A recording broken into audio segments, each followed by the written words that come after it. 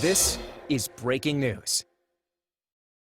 Mayor de Blasio is giving an update on the coronavirus in New York City. Let's go to that now. One of those days, and I'm going to talk about this, and I'm going to talk about how troubling it is, but I'm also going to remind us that we're going to have to fight through everything that's being thrown at us, just like generations before did. This is an extraordinarily difficult time, layer upon layer of crisis, but we won't give up in the midst of this. And I have to say, sometimes you see things that just are astounding, even with all the shocks we've experienced recently. So the news this morning, the single largest drop in the gross domestic product of this nation in its history. That's what we've lived through over these last 5 months. It's almost impossible to comprehend. As recently as February, a thriving economy, this city in many ways the strongest it's ever been, and look what we all have been put through. And look at the human cost. Look what's happening in every neighborhood of the city to hardworking families. Look how much people have been through, and there's so much more ahead. That's the honest truth. We, of course, need to recognize, first of all, the impact on lives, the impact on families in terms of those we've lost. Our nation now has lost over 150,000 people. And as people are grappling with that pain, as people are trying to find a way forward in their lives, one of the few things that helped was that unemployment support from the federal government. That is expiring tomorrow. People depended on those $600 checks, and now they're gone. So it's sobering. It's painful. We cannot be defeated by it, but we have to look it squarely in the eye and deal with it. What we need right now more than ever is the federal government to remember the lessons of history and step up and invest in the American people, invest in people here in New York City, do something decisive. And instead, we see the exact opposite. The Senate majority blocking a new stimulus bill. This is, we often talk about paralysis in Washington, gridlock in Washington. This is not gridlock, this is sabotage. Literally standing in the way of a stimulus when people in this country are in desperate, desperate shape. And it can't go on like this. We all, every one of us, regardless of our party affiliation, regardless of what our lifestyle is, our place in the economy, where we live, whatever it is, we all with one voice need to say, the federal government must provide a stimulus immediately to save this country and save this city. And we are not seeing that from the U.S. Senate. So now this is where I would normally call upon the chief executive officer of our country to do something. It's exactly what it would take. Literally a few sentences out of Donald Trump's mouth would change the reality in the U.S. Senate. All he would have to do is care enough to say the Senate must provide that unemployment support to everyday Americans. The Senate must put the money in to revive our economy, bring us back, help cities and states be whole. If he just said that, it would happen, and he will not say a word. But what is he saying today? He's suggesting that the fall election should be postponed. Now, let's be plain. This is the act of a tyrant. A president who, in the midst of crisis, has not taken responsibility for the lives of his people. The fact that folks are losing jobs right and left, people are hurting. He's taking no responsibility for that. He's only trying to save his own skin. And he knows he's going to lose the election. So he's calling for it to be postponed, which has never happened in the history of the United States. In times of war or peace, depression, you name it, we do not postpone our national elections. So I think a lot of people, even some people who had supported President Trump, are going to look at that and say, no. That is abrogation of responsibility, but more importantly, that's an assault on our democracy, and it cannot stand. We need to have that election on time. We need to have that election so the American people can make their decision. That election is less than 100 days away. A new government is less than 6 months away, potentially, that could help us to move forward. So that election must happen. But in the meantime, every one of us needs to fight for that stimulus. And think about, again, the human reality for so many families, what it's going to mean to no longer have the support they were getting. Just think about what people will not be able to afford. There are families right now, working class families, even middle class families, trying to choose between food or medicine or the basics of life. And those choices are going to get tougher and tougher. We're going to be there. We're always going to be there for the people of the city. So we're always going to provide free food for anyone who needs it. We're going to provide free health care for anyone who needs it. But the burdens are getting greater and greater. So what can we rely on? We can rely on each other in New York City, because we've proven time again that New Yorkers stand by each other, support each other. This city will do everything we possibly can to help the people of this city. And I know in every neighborhood there are people helping each other through.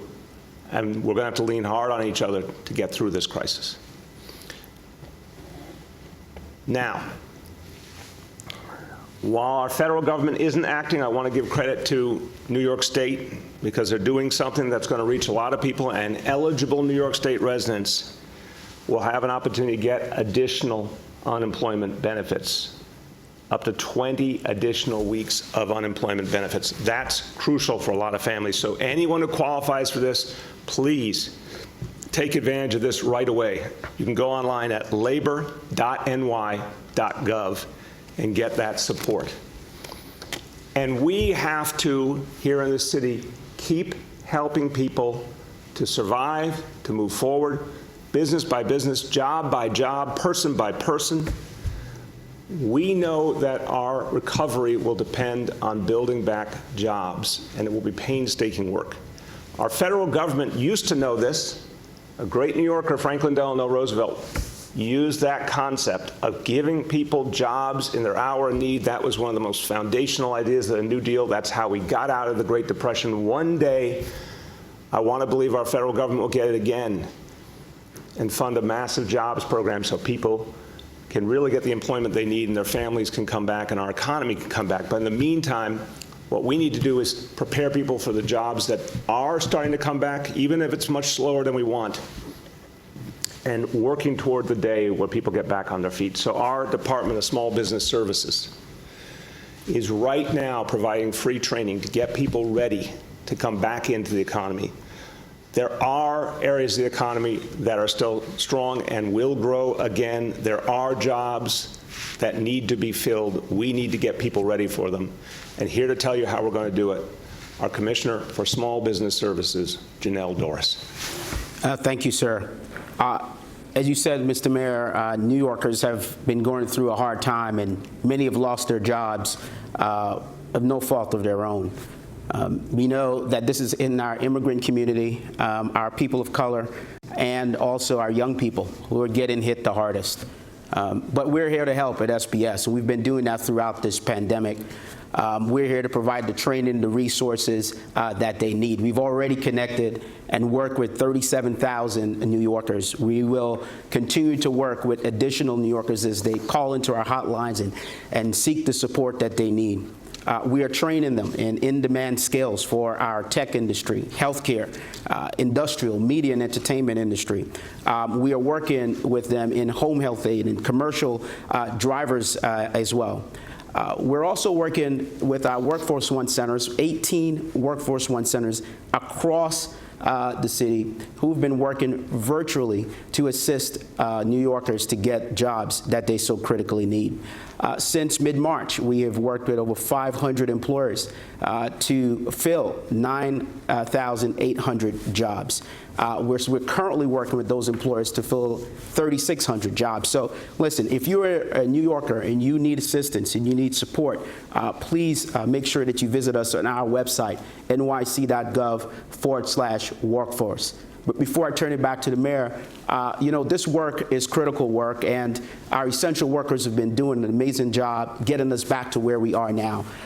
We had some job seekers who came into our virtual Workforce One centers who were looking for support and help, and we were able to help them. John, who was looking for a pivot in his career, didn't have a job, was seeking help and support, came to our Workforce One center.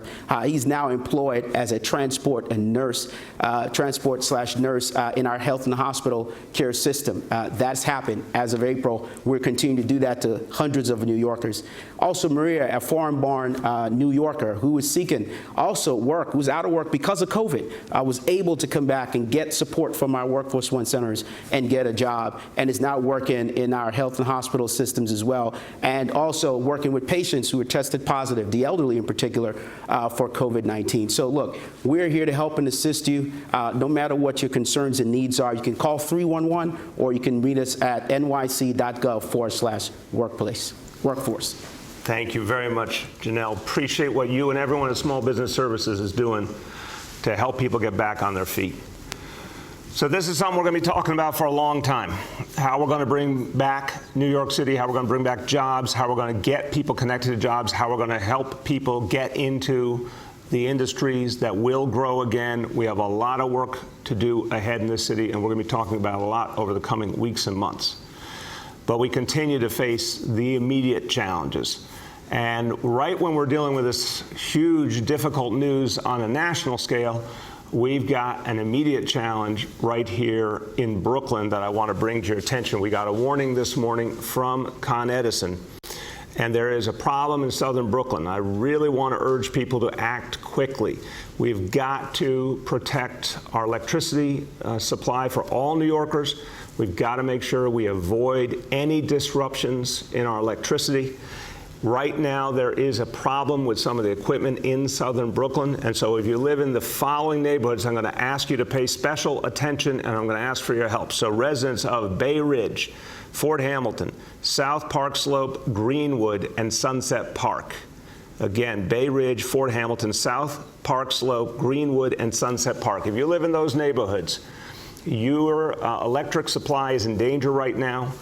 There's something you can actually do to help us address this, which is to avoid using major appliances, avoid washers, dryers, microwaves, limit air conditioning use as much as possible. Hopefully this is something that gets resolved in the course of the day. But everyday people can make an impact here, and we really want to make sure you do not have your electricity disrupted. So everyone, please take this warning seriously. Please act on it. And we will do everything in our power, and we will push Con Ed hard to resolve this situation quickly. All right, going to go now to our daily indicators. Number one, daily number of people admitted to hospitals for suspected COVID-19, thresholds 200, today 87 patients. Number two, daily number of people in health and hospitals ICUs, threshold 375, today 299. And number three, percentage of people testing citywide for COVID positive, the threshold 15%, today, again, this good number we've been at for a long time, 2%. Few words in Spanish. El coronavirus ha dejado a muchos neoyorquinos sin trabajo ni sueldo. La ayuda federal se vencerá mañana, pero muchos neoyorquinos podrán recibir 20 semanas más de beneficios de desempleo del Estado. No espere para aplicar para los beneficios que su familia necesita. With that, we will turn to our colleagues in the media, and please let me know the name and outlet of each journalist. We'll now begin our Q&A. As a reminder, we're also joined today by Commissioner Doris and Senior Advisor Dr. Jay Varma. First question for today goes to Gloria from New York One. Thank you, Mr. Mayor. I want to follow up on what you have said about the stimulus just now.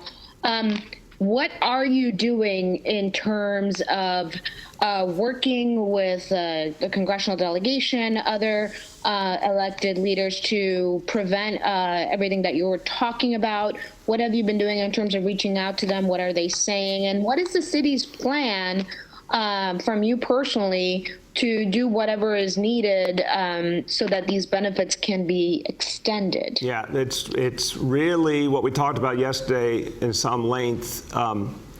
It's not about our congressional delegation. Our senators, our Congress members have been all over this, doing everything they can. And obviously, the House, under Speaker Pelosi, passed an exemplary stimulus bill months ago. This is about the U.S. Senate.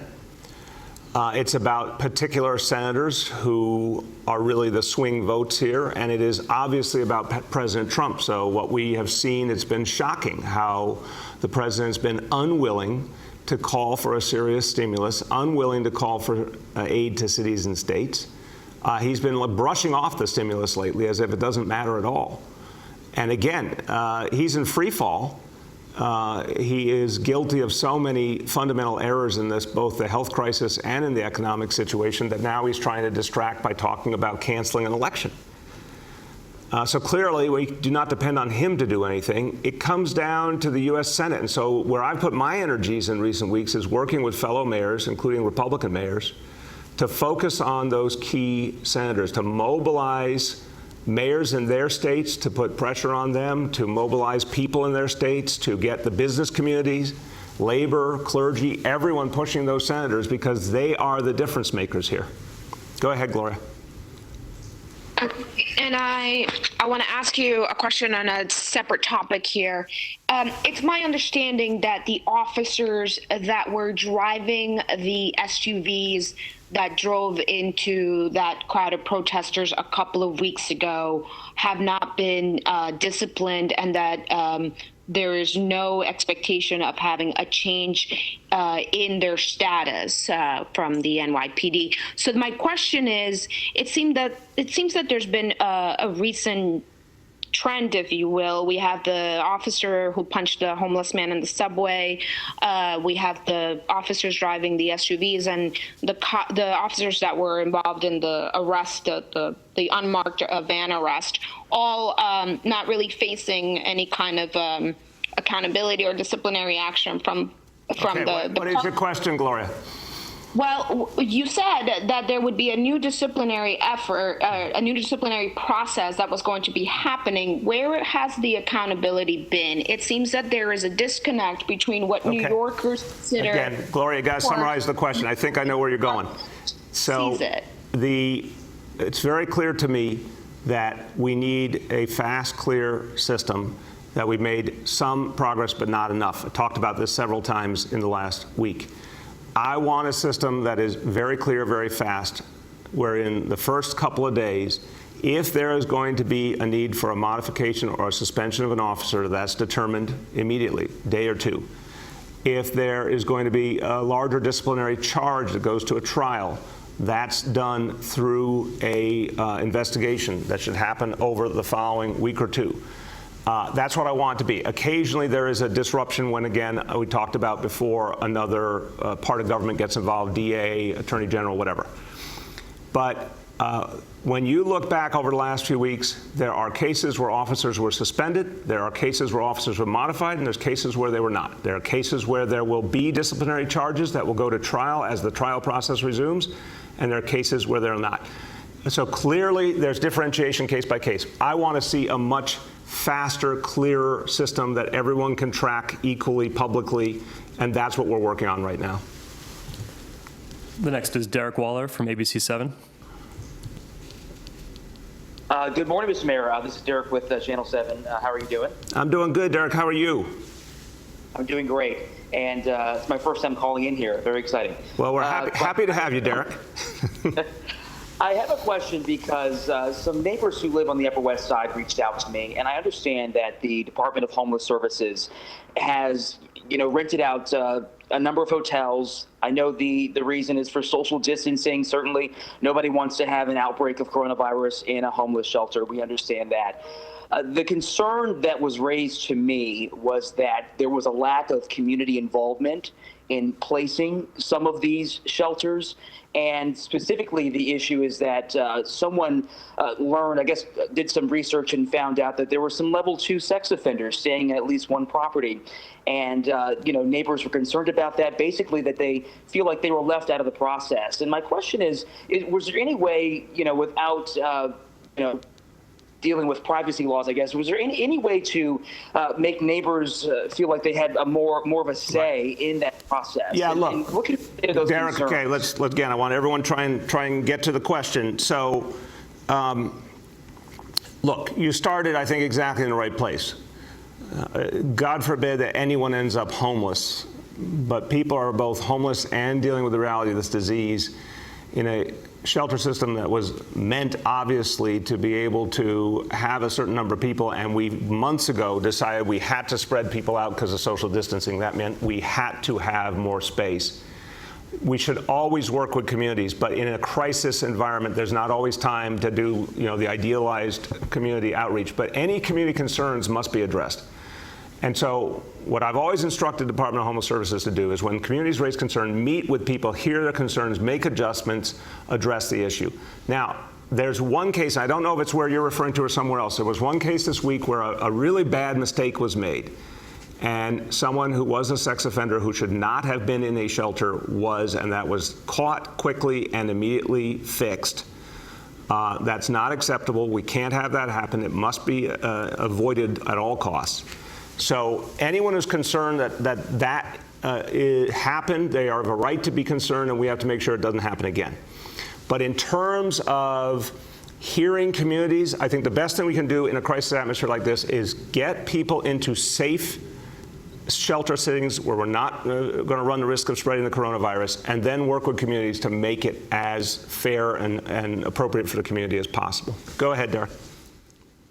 I think that really answered my question. Yeah, I think that people were just concerned that they didn't have a say here. So thank you very much. Thank you, Derek. The next is Marcia from CBS. Mayor, I know that you made an impassioned plea to President Trump to deliver money for local aid to localities and stimulus money.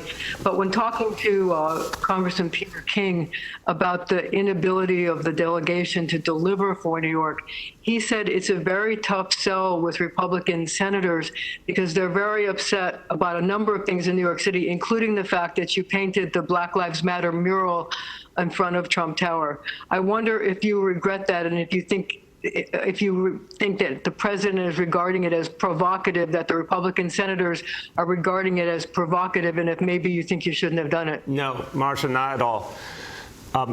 Respecting millions of our fellow New Yorkers, people of African descent who have been disrespected for so long, this is necessary in this moment. It was exactly the right thing to do to paint that mural. And we're going to keep sending that message constantly that Black Lives Matter in New York City. They need to matter all over the country. That has nothing to do with the stimulus. The stimulus should be acted on for every part of this country. You heard the statistic this morning, as scary as all hell, that our economy is going through such decline. It has nothing to do with politics anymore or who likes who. This should be, from my point of view, the Republican senators should be thinking about the self-preservation of this country, not politics, and pass that stimulus for everyone. Go ahead. My second question, Mr. Mayor, has to do with the barricades that are up around Carshers Park in your backyard. A number of people have complained that they can't get to the park and that there haven't been any protests there for a long time, and they wonder why they can't be taken down. Would you consider asking the NYPD to take them down so people can use the park? I've had the conversation with the NYPD, Marcia, that they should balance all the factors. We want to make sure that, yeah, as much as possible, people can use all space. We got to make sure it's safe and done the right way. And I know they're working to sort that out. So we'll keep working on that over the next few days. The next is Emma Fitzsimmons from the New York Times. Good morning, Mayor. First, I wanted to ask you about Maya Wiley. It looks like she's going to be running for mayor. Would you vote for her? Emma, first of all, as you know from today's news, we are dealing with, right now, crises and challenges, so I am certainly not thinking about next year's election. I am thinking about the election coming up in less than 100 days and what it means for New York City, but not next year. We'll get to that in the meantime. Maya did a great job serving in this administration. I respect her greatly, like her a lot. Haven't spoken to her about it. When the time comes, I will, but right now my focus is on dealing with the really profound challenges that New Yorkers are facing right now. And second question, the video of the arrest at the protest. Yesterday, Cuomo said it was obnoxious, looked like something out of Portland. Did you speak with Commissioner Shea? Does he agree that it was unacceptable to do it at that time and place? I spoke with Commissioner Shea about an hour after I think the video came out originally the other night, and then I spoke to him again yesterday. Look, I think it's clear, again, it was not the right time and place, and we have got to work to make sure people always know that the right to protest is protected in New York City, and that we, in fact, abhor what the federal government is doing in Portland. We would never allow anything like that here. At the same time, when people commit offenses, when they vandalize public property, there will be a consequence, but it was not done the right way. I certainly expressed that to him, and we're going to work on trying to find a better way going forward. The next is Gersh from Streets Blog. Hello, Mr. Mayor. How are you? Good, Gersh. How you doing? Fine. Can't complain. Just looking up the question here. So this morning, your Department of Transportation Commissioner Polly Trottenberg was on a Zoom call with City Law, and she said that your suspension of alternate side of the street parking has actually made it more difficult for the DOT to install bike lanes.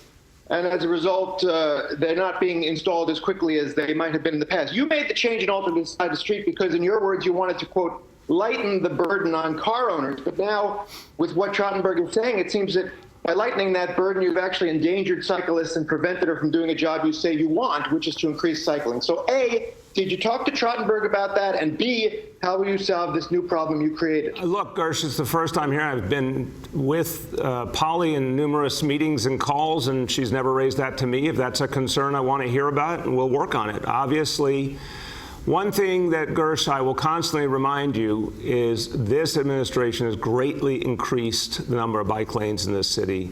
We've seen an explosion of city bike usage in our time. We created Vision Zero from scratch in this city, and it's been working to protect people. We know where we're going, and we want to keep doing more of all of this.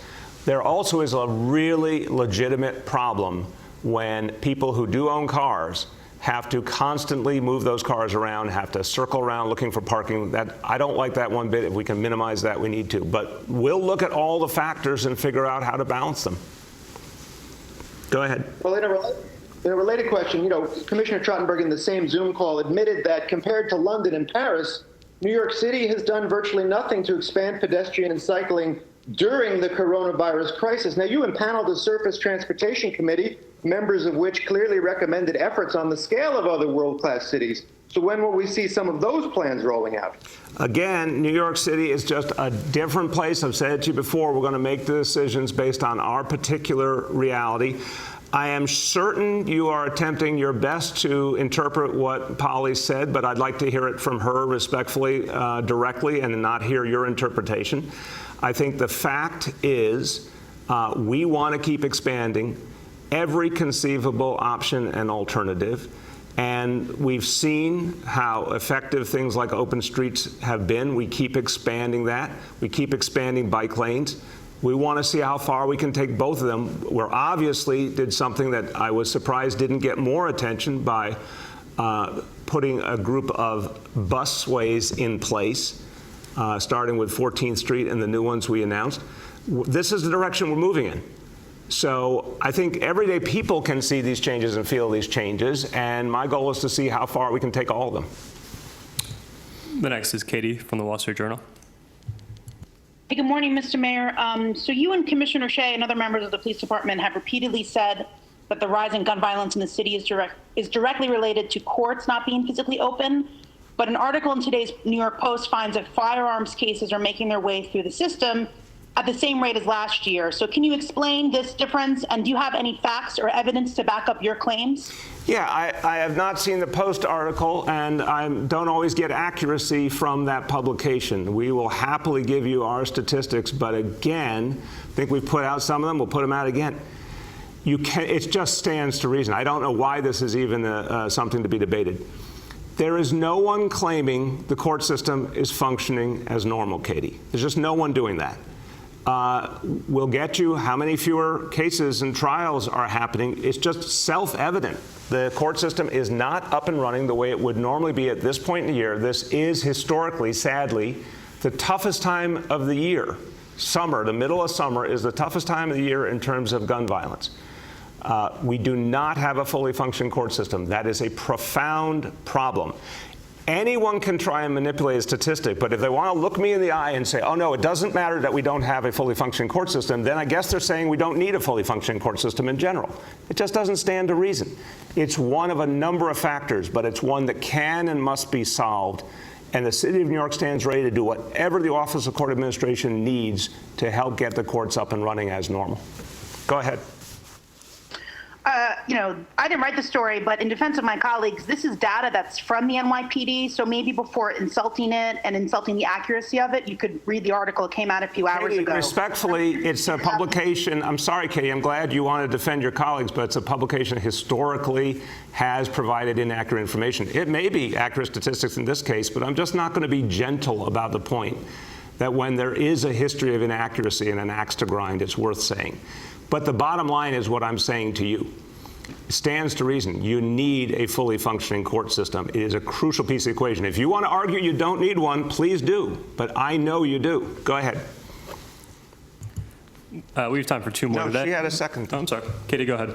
Oh, thank you. I have a second. I'm curious. The TLC put out a report yesterday that showed just the number of trips that had declined for taxi and for-hire vehicles. I know earlier this year there was a discussion of some sort of bailout for the taxi industry. I know that there was a panel, it was reported in the Times. I'm curious if you have any update on that, considering, the taxi industry was not doing well in January, and it's certainly taken a stronger hit now. That's so true. I'm curious. Yeah. Go ahead, I'm sorry. Okay. Katie. No. Finish your sentence. Yeah, how is that panel going, and is there any kind of further plan from you to help the drivers, both taxi and for hire? Okay. Clearly, you're absolutely right that before this pandemic, we were dealing with a really profound problem for yellow cab drivers, green cab drivers, for hire. Everyone had gone through so much. And we were making some progress in terms of ways to help people through. And Taxi and Limousine Commissioner, the Taxi and Limousine Commission is still trying with every tool they've got to do that. Some of the bigger solutions we were looking at, obviously everything got stopped because of the coronavirus, and obviously we, the City of New York, do not have resources for any kind of direct bailout. We should keep working for a federal solution. It's the kind of thing that would fit beautifully in a stimulus now, or even if we can't get everything we need in the next stimulus. Again, it's time to start talking about life 6 months from now, when we might have a different president, a different Senate, and the potential for a much more real support for everyday working people. But we don't have the resources now. What I can at least say is anything we can do that we do have within our power now, we're going to try to do, and any driver needs help. The Taxi and Limousine Commission is trying to find ways to help people person by person. We have time for two more for today. The next is Susanna from Cranes.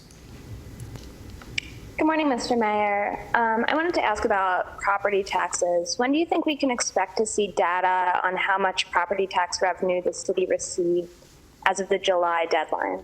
I don't know that answer, Susanna, but we'll get it for you. Obviously, there's a pretty regular system for when we have that number. We're all worried about every form of revenue declining, obviously, because people are going through so much. There's so many challenges, but we can get you that information soon. Go ahead. And my follow-up, do you have any sense of whether the revenue was significantly lower than usual? I am concerned across the board. I don't have the specifics on that, but I'm concerned across the board. We see a cascading reality. People are hurting more and more, and that's affecting revenue deeply, and that's affecting our ability to serve people and to employ our workforce to provide those basic services. This is a really, really tough situation. It's as clear as it could be why this is exactly the scenario where you need a huge federal stimulus to stop this from continuing to cascade downward. And that's why I'm so worried right now. You know, the famous historical analogy from ancient Rome where Emperor Nero was fiddling while Rome burned. That's what President Trump is doing right now. And he should be the one, the loudest voice for a huge stimulus to save us from this cascading reality. Not just New York City, everywhere. And again, he is silent and he is dithering in this moment. So I am very, very concerned that we're going to see decline revenue, especially based on the information that we heard this morning. Last question for today goes to Erin from Politico. Hi there, Mr. Mayor. I was wondering, in regards to the expiration of the unemployment assistance, do you have anything concrete on how that will affect the city? You know, how many New Yorkers, number one, are going to lose it? How much money it might take out of the economy, and for instance, any estimate of how many more people might become food insecure, rely on free food when this goes away? It's a great question, Erin, and obviously, as recently as the last few days, we really were hoping and praying that the federal government was going to avert this. I honestly thought the Republicans would believe it was not only the morally right thing to do, but just out of sheer practicality, they would not want to see the American economy crash more. I'm shocked they can't get it together to do this. Maybe today's news will actually force their hand. So we all were working from everything we're hearing in Washington on the assumption there would be an extension, and now, you know, the last few days have been very, very troubling. We'll get you whatever estimates we have, but I would say to you, huge impact on the people in New York City. Will definitely stress so many people in terms of their rent and the potential of eviction. This is, again, why we need the leaders in Albany to act on a plan to allow people to stay in their homes and pay back their rent later when they're able to get income again if they've lost their income. We have to have that. We need that soon. I'm going to keep talking about that when the legislature comes back. That's a priority they have to address, especially because of the loss of these benefits. And on the food side, I think undoubtedly more people will become food insecure. We think that's over 2 million people right now. This will probably mean hundreds of thousands more. And I will only say to every single New Yorker, again, if you need food, we will provide you as much food as you need for your family for free, constantly. All you have to do is call 311 and we'll show you where you can get it, or if you can't get to a site, we'll deliver it to you. So that is a pledge the city of New York makes to all its people. No one will go hungry in this city. Go ahead, Aaron. Okay, great. And then my second question is just sort of a broader question. You know, we're in phase 4. Phase 4 is the last phase. There's nothing else planned. Obviously, a lot of things are still closed. There's no timeline for things like indoor dining or malls or museums or anything like that.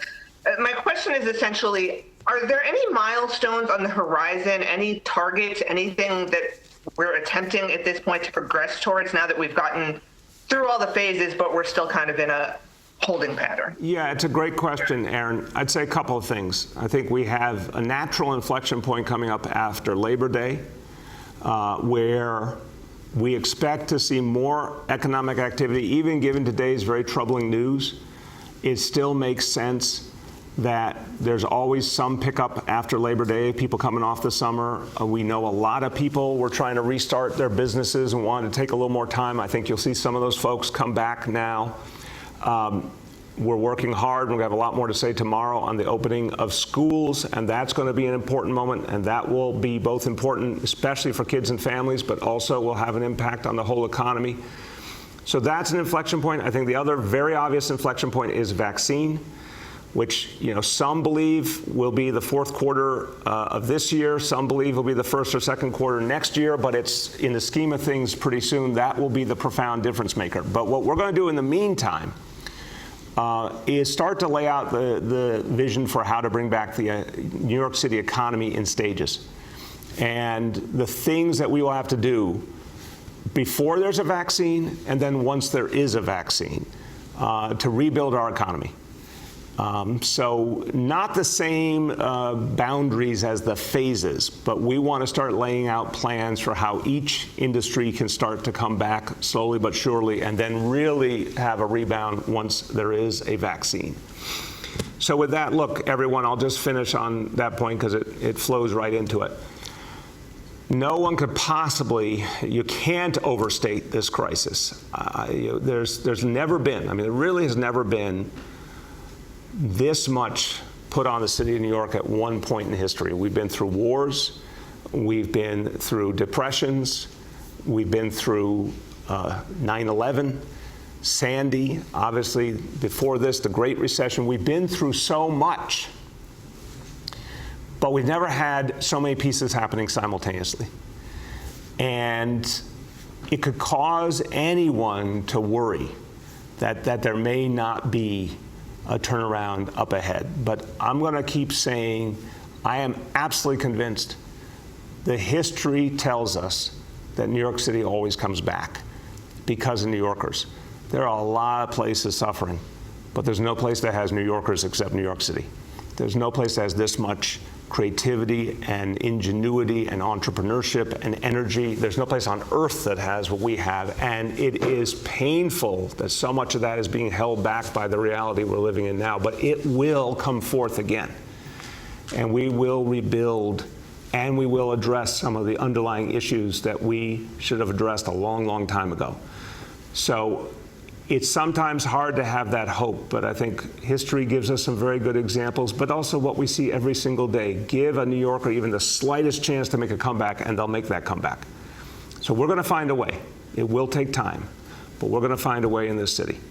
And anytime you hear people saying that there's no end in sight and there's no way out, please remind them we've been through so many challenges before, so many times when it actually felt like there was no end in sight, but we found a way forward. That's what New Yorkers do. Thank you, everybody.